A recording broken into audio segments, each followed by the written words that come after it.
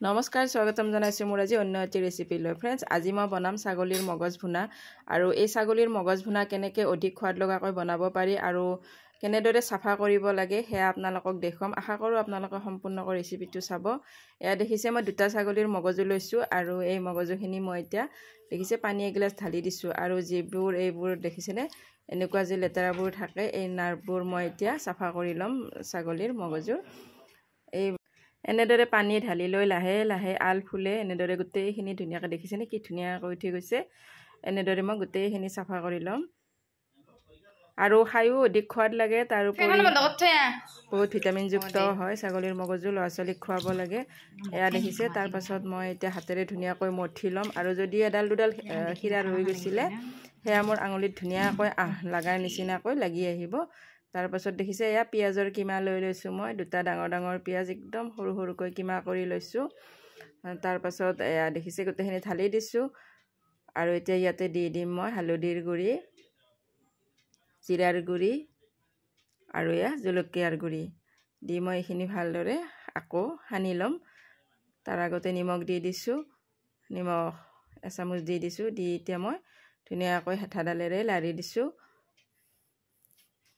আৰু যদি আপোনালোকে ইচ্ছা কৰে ইয়াতে আদা নহৰু বটা এচামুচো দিব পাৰে মই বৰ্তমান কিন্তু আদা নহৰু বটা চামুচ দিয়া নাই মই পাছত বেলেগকৈ দিম সেয়া আপোনালোকে চাই থাকিলে গম পাব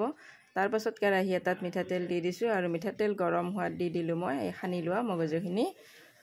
তাৰ পাছত এয়া দেখিছে লাৰি দি আছো আৰু ধুনীয়াকৈ পানী নিদিয়াকৈ অকল তেলতে এই মগজুখিনি মই ভাজি ল'ম পানী কিন্তু অকণো দিব নালাগে তেল বেছিকৈ দি তেলতে ভাজি থাকিব লাগে মগজুখিনি তেতিয়া অকণো গোন্ধ নোলায় খায়ো সোৱাদ লাগে একদম মুখত দিলেই পমি যায় এয়া দেখিছেনে আদা শুকান হৈ আহিলে মই তেনেকৈ ভাজি আছো আৰু ফ্ৰেণ্ডছ মই যেহেতু আদা নহৰু বটা চামুচ দিয়া নাই গতিকে মই এতিয়া কেনেকৈ দিম আপোনালোকে চাই থাকিব এয়া আৰু এটা কেৰাহী লৈছো কেৰাহীটোত মই মিঠাতেল দি দিছো আৰু জলকীয়া এটা মই ফালি দি দিলো তাৰ পাছত আদা নহৰু বটা আধা চামুচ দিছো দি মই এইখিনি ভালদৰে ভাজি ল'ম কেঁচা গোন্ধ নোযোৱালৈকে আৰু তেনেকৈ যদি সানি ল'লো হয় তেতিয়াও হ'ল হয় কিন্তু মই এনেকৈ দিলে বেছি ভাল পাওঁ আৰু দালচিনি আৰু ইলাচিও দি দিলো তেতিয়া মানে একদম ফ্ৰেছ লাগে আৰু একদম আদা নহৰু দালচিনি ইলাচিৰ গোন্ধটো একদম মলমলাই থাকে খাওঁ খাওঁ লাগে কিছুমানে গোন্ধ পাম বুলি ভাবিবও পাৰে গতিকে এনেকৈও বনাব পাৰে তেনেকৈ সানি বনালেও কিন্তু গোন্ধ নাপায় আৰু মই তেতিয়ালৈকে ভাজি ল'ম যেতিয়ালৈকে